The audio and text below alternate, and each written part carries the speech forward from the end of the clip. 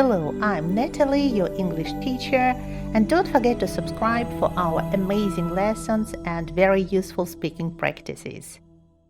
Are you ready to start? Here it is, day number 1 to speak English fluently. But first, I want you to solve this puzzle. It will be the topic of our lesson. I hope you did it, so we'll check a little bit later. If you watch this lesson till the end, you will learn a lot of useful information. By the way, how are you today? Pause the video and write in the comments, please. As for me, I'm great. Thank you. And do you know another different ways how to ask about people's life? Instead of how are you? So we're going the first practice. We're going to listen to me, then repeat after me out aloud. So let's start. How are you doing? How is it going? How have you been? What's up? How's everything? And now pause the video and write in the comments your favorite. And now speaking practice. You ask me using one of the variants from the previous page, and I will answer. Let's get started. For example, how is it going?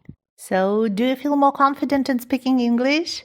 Great, because we are going to continue and we'll remember 5 adverbs of frequency. Perhaps you know them quite well. They are on the slide. Let's read aloud.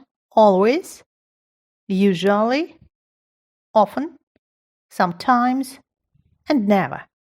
It's another for the question how often. How often do you do it, for example? Speaking about the pronunciation, by the way, often and often. Sometimes people ask me what is better to you, so it's about the difference American and British pronunciation. We use British. Often. And now again speaking practice. Now you ask me a question from this list and I will answer using adverbs of frequency. So let's get started. For example, you can ask me, out aloud of course, how often do you watch TV in the evening? And I will answer, I often watch TV in the evening. As you can see an example, the word often, it is on the second place between subject and verb. So it's usual place. Don't forget about the second place. Okay, so let's continue. You ask me the second question, please. How often do you eat dinner with your family? I always eat dinner with my family. And now it's your turn to answer. I will ask and you will answer. How often do you read a book before bed? How often do you brush your teeth at night? And how often do you go to bed early? Great job! Perhaps you just guessed what is the topic for today's lesson. And of course it is evening. So we're going to speak about different evening activities, but first let's warm up. Can you name me 5 different evening activities in 5 seconds? For example, I can name 5 different evening activities in 5 seconds. Paint, bake cookies, play board games, read a book, watch a movie. You got it? And now it's your turn. Can you name 5 evening activities in 5 seconds? Great job! I hope you did it.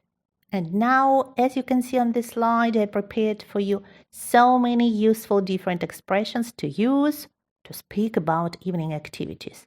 But we have only verbs. You know that verb is very important. How to do it? Let's try it together. So if you have one variant, it's okay. For example, watch a movie, watch a film. But we can think a little bit and add, for example, watch a cartoon, watch a documentary, watch a YouTube video, and so on. If you've got many variants, it's amazing. So stop the video and try to finish all the expressions on the slide, please. Okay, so let's try to check cook a new recipe. Don't forget how to pronounce this word, recipe. Listen to music. Listen to. It's very important to use to after listen. Take a leisurely walk. So I love it a lot. Solve puzzles, like we did it some minutes ago. Organize a home spa night. It's a dream. And take photos of the sunset. So romantic. And now it's time to speak, right? Could you tell me, please, about your evening? Try to make 5, 6, 7, 8, maybe more sentences about your evening. And try to use the adverbs of frequency. Don't forget to put it on the second place before the verb. Like an example, I often watch TV in the evening. But it's not about me. Okay, let's do it. And just in some seconds, we are going to listen to real conversation about the very interesting topic I prepared for you. But first, let's practice a little bit. What do you think will be your role? You're absolutely right. You are going to read person B the red lines. So, let's get started. How do you usually spend your evenings? And you are reading the red lines. I usually cook dinner when I catch up on my favorite TV shows. On weekends, I like to meet up with friends. Are you ready to listen to a real conversation that I prepared for you? It will be amazing and so catching. Let's get started. Today, we're diving into a topic that I think a lot of us can relate to, which is how people are spending their evenings in 2024. Yes, absolutely. And, you guys sent in some really interesting articles on this, so we're going to kind of pull out some of the coolest bits of information and analyze them for you. Sounds good, yeah. So one of the first things that I noticed in a lot of these articles was this idea of people turning to kind of creative pursuits in the evening, right? Yeah, for sure. Like cooking, a lot of stuff about content creation. I think it's interesting, right? Because, after a long day, I think people are looking for ways to, unwind, de-stress. Yeah. And it's less about, traditional hobbies, I think, and more about, tacking into the human need to express yourself. Yeah. I've seen it myself. I mean, you look at, these elaborate meals people are making and, posting them on social media, or, everyone's making TikToks and Reels and all these things. And it's really, I think, about sharing yourself with the world. Right. Like streaming movies and series and things like that. Yeah. And I think, there's something to be said for just, escaping into a good story. Yeah. Just turning your brain off for a little bit and just, transported somewhere else. Especially nowadays where things just seem like more complicated. Right. Yeah. Like, the world is kind of a crazy place right now. So it's that classic idea of escapism. Yeah. Yeah. So we need both. We need like the active and then we need the passive. Exactly. And speaking of like de-stressing and, kind of taking care of yourself, I thought it was really cool to see a lot of articles talking about the rise of evening wellness routines. Yes. Like, and they specifically talked about things like yoga, meditation, and just general self-care rituals. And, it's like people are finally realizing that it's really important to prioritize their well-being. Mm-hmm. Yeah, I think it points to a bigger trend, right? This whole cultural shift that we've been seeing towards mental health and self-care. Yeah. People are recognizing that, the evenings aren't just for zoning out in front of the TV anymore. It's really an opportunity to, invest in your mental health. Right. Yeah. And it's not just about you. I mean, when you prioritize your own well-being, you're more likely to show up, as a better person in your relationships and your community. Yeah, you're more present. Exactly. Yeah. And I thought it was interesting that a lot of the articles brought up this kind of juxtaposition between our very high-tech world that we live in now and this desire for unplugged kind of mindful activities, right? Yeah, I mean, it is fascinating because on the one hand, you've got people, who are really into like, the latest video games and, VR experiences and those social kind of multiplayer games. Yeah. I actually had a pretty funny experience recently. I was doing a VR escape room with some friends. Oh, nice. And let's just say I'm about as clumsy in the virtual world as I am in real life. That's funny. But yeah, but I But it is interesting, right? Because it's almost like people are looking for these, kind of intense stimulation, like they're looking for thrills. Right. But then they also, want that quiet time for introspection. Yeah.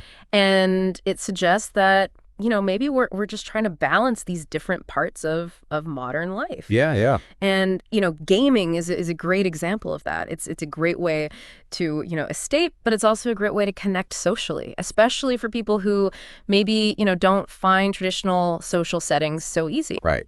Yeah, and that actually kind of goes back to what we were talking about with the whole content creation trend. Yeah, right? Because, it's another way to connect with people, but it's more about like, sharing yourself creatively. Yeah.